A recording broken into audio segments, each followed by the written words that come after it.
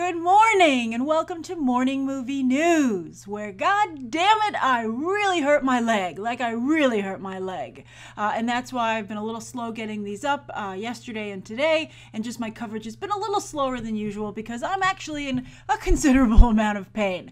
I got a doctor's appointment for next week, but basically anything that's not just standing still really hurts the back of my leg, including sitting. And the reason that I bring this up is because I'd like to ask you guys if you have any advice on how I can make my leg feel better until I go to see the doctor next week. BTC viewers have been very helpful to me in the past. I had a really bad situation in a previous apartment with mold, but I didn't know what was wrong, and it was actually a BTT viewer who suggested I look into that possibility. So I thought I would just throw that out there, and if in the comments down below you could let me know anything that might help alleviate this pain, because I can't even bend over to tie my shoes. I have to knot that one shoe, and it's just really kind of ridiculous. So any help would be greatly appreciated. And I am going to get to this weekend to letting everybody know who's going to get a phone call. And again, I've upped it from 5 to 10 because you guys wrote me so many nice tweets. And thank you to everybody, by the way, for following me, but also especially for those of you who joined Twitter just to follow me. That really meant a lot. All right, so let's get to today's morning movie news. I've got 3 stories and the viewer question. Now, the first story of the day has to do with box office predictions. And there was a very interesting headline that surfaced yesterday, and that's that Hollywood is projecting the lowest debut yet for the Hunger Games franchise with Mockingjay Part 2. That is really not good news. So let's go into the specifics before we talk about the potential repercussions.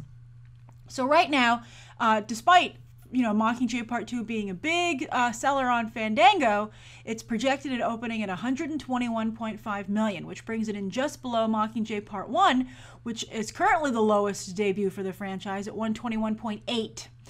Now, the first Hunger Games opened at 152.5, and then Catching Fire upped the game with 158. And so you would think that the final entry in the series would at least be able to get back into the 150s, but they're projecting a franchise low. So, Jennifer Lawrence, it's a good thing you got paid for Passengers already, because you might have a little bit less negotiating power once Mockingjay Part 2 hits theaters. But yeah, she's had a lot of bravado about what she can provide to a movie and why she should get paid. But I think while actresses should be paid for the work that they do and what they're able to bring to a project, they have to also deliver. Just like men's salaries go down when they can no longer deliver, or when they're integral to a franchise. If they wanted to make any more Hunger Games with Katniss, they would have to pay Jennifer Lawrence a considerable amount of money, and understandably so. But if this is depreciated, I think it would lessen her bargaining strength for new projects, because they'd be like, you don't even bring people into the franchise that made you famous. X-Men Apocalypse, I'm sure, I hope will do well, but she's not the only draw there. She's got McAvoy, Fassbender, although she is supposed to be one of the main draws. So very interesting. Jennifer Lawrence is sometimes shown a lack of interest in really going the distance in promoting her films. She'll make the rounds, but she won't talk to everyone, as I've told you has been my experience. And she's a little bit cagey in that regard. So if I were her management team, I would say, just until this storm passes, I think that you should go above and beyond promoting these films. I think you should pull a Robert Downey Jr., who is the most paid actor in all of Hollywood, about $30 million ahead of Jennifer Lawrence. So $30 million apparently, is largely attributed to his willingness to campaign for the films that he's in. So anyway, I think that's not only interesting about what's going on with the Hunger Games and Jennifer Lawrence's box office draw, but that's something that's supposed to be people are very excited about. We discussed just a couple of weeks ago about how there was some kind of poll in Hollywood that said that people are more excited for Mockingjay Part 2 than Star Wars, right? Those were the 2 big movies of the year. So if that's what Mockingjay is going to open at, and people being polled were more excited about that film than Star Wars, what will be Star Wars' debut? Now, there's no question that Star Wars will have a bigger debut than that. As I've said many times now, I think the real question mark with Star Wars is what will be its long-term prospects. How long will it stay at the top of the top 10 or at number 1? I think it's definitely going to be extremely strong out of the gate. I mean, they're playing it on multiple screens, like more than the usual 2 or 3 at a multiplex, and they might actually end up like just devouring their audience all at once and have nothing left for the long game. So I'm fascinated to see how that plays out. But this is also not a great twist when it comes to Mockingjay, I mean the Hunger Games franchise, and also just the box office. The Hollywood box office is having a really hard time, and you know it's counting on movies like Spectre and Mockingjay and Star Wars to pull it out of that slump. And so it's scary to see that they might not be able to pull it out that much. All right, so that's the first story of the day. Now, the second story of the day really annoyed me last night when I saw it start to get some headlines online, and that's that Sandra Bullock, who is currently opening the film Our Brand is Crisis today, where she takes over a role originally intended for George Clooney. Well, apparently she likes being in George Clooney's shoes because now, and George Clooney likes putting her there because he's talking about producing another movie for her. He produced Our Brand is Crisis, and this one is going to see Sandra Bullock doing another Ocean's 11 movie. However, Sandra Bullock will not only be in the George Clooney role, but it will be a team of mostly women. We'll get to that in a moment. It's so annoying. I'll just let that sink in. Type what you would like to down below. And then the director for that would be Gary Ross, who did the first crappy Hunger Games. It got much better with Francis Lawrence, and also Seabiscuit. Gary Ross is not a great director. I'm amazed that he continues to get work, quite frankly. And I think he's a far cry from Steven Soderbergh, who, of course, helmed the guys' version of Ocean's 11. Now, it was one thing to do this with Ghostbusters, and even there, I wish they had a mixed team in terms of gender. They have a little diversity in the mix there with Leslie Jones, but still, I don't like this segregating in any regard. I think, you know, well, Suffragette has almost entirely behind the scenes team of women. That's because the movie's called Suffragette, right? But I think the ultimate goal here is that everybody just works together. I don't think we need to have like a boys team and a girls team of movies. So I'm really upset that they would even consider making an all-women's Ocean's 11. And I think that, you know, there's been some genuine momentum with women's rights in Hollywood over the past couple of weeks. And I feel like women, as usual is the case, unfortunately, are ruining it. There's like a couple of women who are just being absolutely ridiculous, and they're going to ruin it for everybody else. You know, Jessica Chastain saying, "Why didn't I get paid as much as Matt Damon for The Martian?" And you're like, "Are you kidding me, Jessica Chastain? That's like the most ridiculous, annoying thing I ever heard." That made me like not like Jessica Chastain, and I liked Jessica Chastain. And now Sandra Bullock, I like Sandra Bullock too, but I mean, this is also really annoying and divisive, and you know, women don't need their own separate movies, right? I mean, I think that's really frustrating and not a good direction to go in. I think women just want to make movies, and this is the same for any, as I talked about Suffragette yesterday, any special interest group wants everybody to see their movies, right? I mean, Black Panther, people aren't going to be happy if just like every black moviegoer in the world shows up. We want everyone to go. I want to see Black Panther. Marvel wants everyone to see Black Panther, and I think fans of Black Panther want everyone to see Black Panther. I think it would be really disheartening if it became just a quote-unquote black film. So I don't want any women's films either, you know? I don't want an Ocean's 11 chick flick. It's so ridiculous. Why can't women and men commit crimes together? So I'm curious, does this annoy you as much as it annoys me? Will you have any interest in this? And what do you think of this developing trend? You know, a lot of you tweeted me an article yesterday that said, oh, movies with a female-centric lead tend to make more money at the box office than ones that focus on a male lead. And, you know, that's an interesting theory. Maybe, you know, I can't really attest for it. Also, I think I don't know if I believe those numbers so much, especially because there are less movies with women in them, so the average isn't brought down as much as all the clunkers made by some guys out there. So it's really hard, I think, to take that. I mean, I think that women definitely are a box office draw, but I really just want to see movies where men and women are both in them. I do not think we need movies, you know, why don't we have like separate movie theaters too and separate restaurants? It's just ridiculous. We have separate bathrooms, but that's it.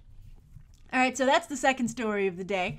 Now, the third story of the day is something that annoyed a lot of people yesterday, and that was the tweet from Neil Blomkamp that his Alien film has been put on hold, you know, hold, Hollywood speak probably for canceled, for Alien Paradise Lost, because Ridley Scott has decided that Prometheus 2 is going to be a really genuine Alien prequel, and so they don't want him to have two competing Alien movies. So he tweeted that out, that it's been put on hold and he has to go and work on something else, you know. And so Neil Blomkamp, those prospects aren't great, because while I loved Chappie, and I know a number of you did as well, although a lot of you like to say I hated Chappie, but you know, let's just agree to disagree. And I think you can't deny that it has its fans.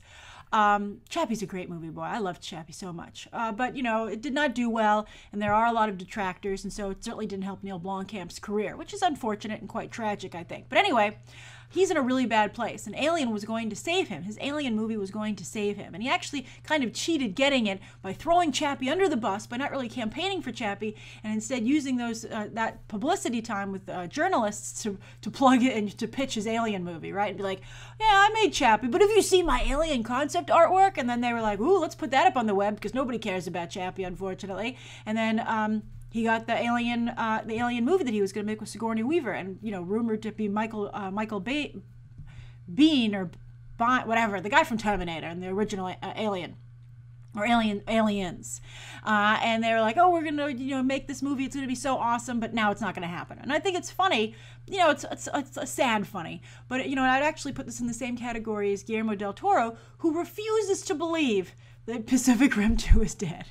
I really would be curious to see what the look on the Universal executive's face was when either Guillermo del Toro personally handed this in or emailed it in, but he said he emailed in the budget and the script for the movie into Universal, and he's like, we'll see what happens, fingers crossed.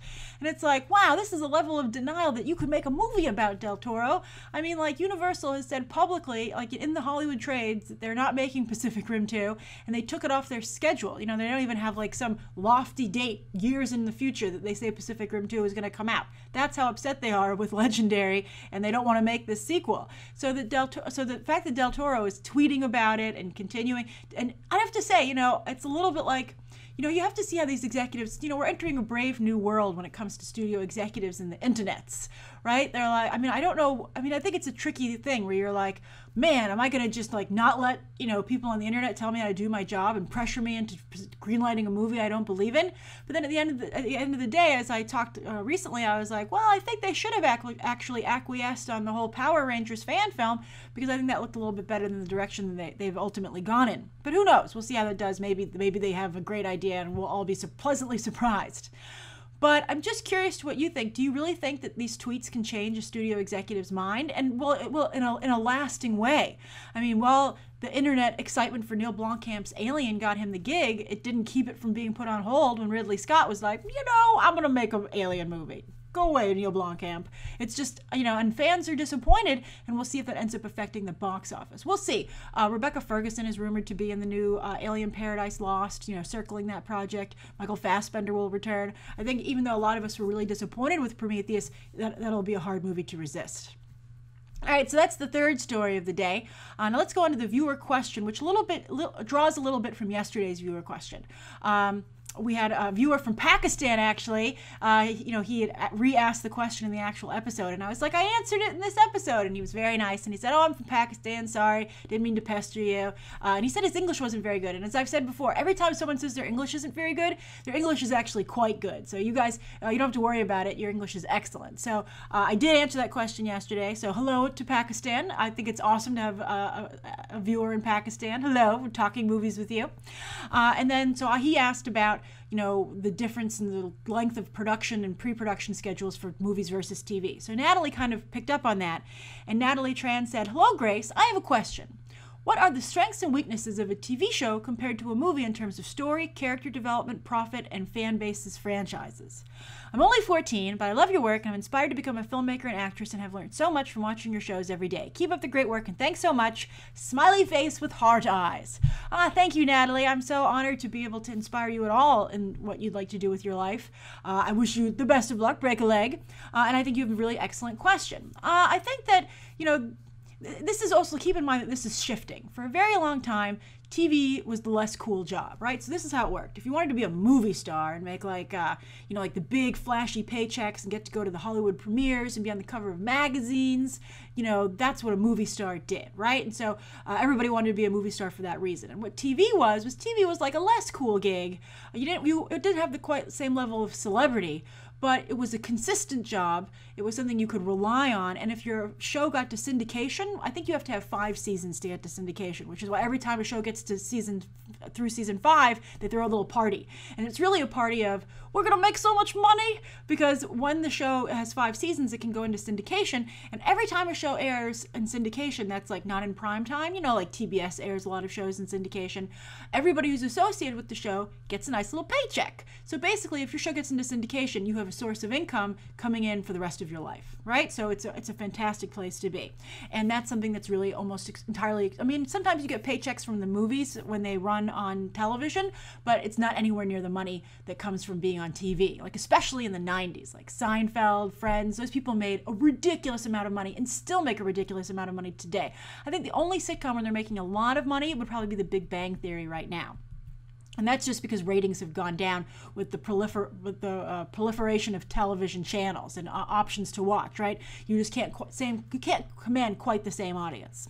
But anyway, it's still a steady gig, and it's a good paycheck, and that's where it went. It's like, do you want a good, dependable job, or do you want like a risky, sexy job? That was movies and TV for a very, very long time.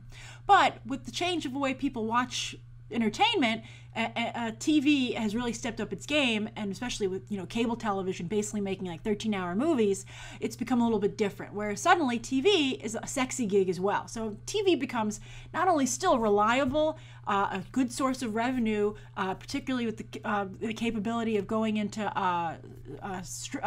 syndication or streaming now, I guess, but also now it's a sexy job where they have these huge fan bases. Look at Game of Thrones. Also, if you're really successful on a TV show, there's some chance that you could therefore make a jump to movies. It used to be, and we've discussed this, that if you were on TV, it was hard to make the jump to movies because people felt, oh, well, I can see you on TV for free. Why should, it kind of makes the movie seem like a lesser thing, right? But now you're seeing that change because there's such strong fans of TV. Still not totally a lot of people making the jump, but it's a little bit better. It's a little bit of a better situation. So today, what is the difference between TV shows and movies? I guess we'll go to each category that Natalie mentioned. In terms of story, I think that story right now is a little bit better in TV because you have more time to develop it. You have more time to develop the mythology, to have more in-depth character arcs. So I think the storytelling going on TV is a little bit better now. I also think movies are having a hard time finding themselves, and I think that they're actually getting a little bit less in the story department, with some notable exceptions. Mad Max, great story. The Martian, great story. But I think TV, because it has so much more room, like Fargo, so good. Nobody's watching Fargo season 2. It's so incredibly good. So I think story and character development a little bit goes more towards television. As far as profit goes, I think there's only really Game of Thrones that's as profitable as movies, but movies still are like join the $1 billion club, right? They still make hundreds of millions of dollars. And then they have, of course, their DVD sales and also Blu-ray sales, and also when they stream, etc. So there's a tremendous amount of revenue. I think the TV, of course, can make a ton of money over time, but I think there's nothing quite as still as sexy as a whole bunch of money right away from movies. And then as far as fan bases and franchises go, I think that you're seeing cult fan bases on TV for some shows like Game of Thrones, Walking Dead, obviously. You're starting to see it develop on a lesser extent with like shows like Arrow and Gotham. Stephen Amell has like a really ridiculous fan base. It's not enough really to propel him into movies. We'll see how he does in Teenage Mutant Ninja Turtles 2. But still, it's not at the level of Walking Dead and Game of Thrones. And even those people, by the way, are having trouble transitioning into movies, right? I mean, they're trying. They're getting more chances than anyone else, but we'll see how Gwendolyn Christie does in Star Wars. But that's been difficult even for Game of Thrones people, and you're not seeing anyone really from The Walking Dead. I mean, we have that one actress in The Boy, that little indie horror movie, but still not a lot of transition there either, which is really interesting. Even off of Breaking Bad, huge fan base. And I think Bryan Cranston has had a really hard time getting back into movies. So good thing he has his Breaking Bad money. But anyway, I think fan bases and franchise still are the biggest in movies, if it can really work out well. Also, the paydays, I think, are much bigger because, in a TV show, they rely on a lot of actors, right? I mean, sometimes they band together like in Friends and they get like a lot of money, or like on Seinfeld, there was just 4 of them. But TV shows, and also a show like Game of Thrones is like killing characters left and right. So you don't know how long you're even going to be on there. But movies tend to just have one big star, right? Like, and everyone else is supporting. So that person gets the lion's share of the on-camera talent money. So the paychecks are a little bit bigger, I believe, up front at least. Again, when you start to factor in syndication, things probably even out a little bit better. But so I still think it's like, again, it's like, do you want a sprint or a marathon? I think that's, and also movies continue to be less reliable. A TV show, again, can employ you for a very long time. It's a really tricky thing, but at least it's getting a little bit, the line's getting blurred because of the popularity of cable TV shows. All right, so Natalie, I hope that was a little bit helpful. I'm sorry I couldn't give you a more clear-cut answer, but again, as I said, it's really a situation that's in flux. But great question. Good luck as you work toward that goal for your career. It's very exciting. Thank you everybody for tuning in today. Please be sure to write down below what you think of today's top 3 stories and that viewer question, anything you'd like to see covered on Monday, and any questions that you might have. And of course, last but not least, have a wonderful Halloween. All right, bye.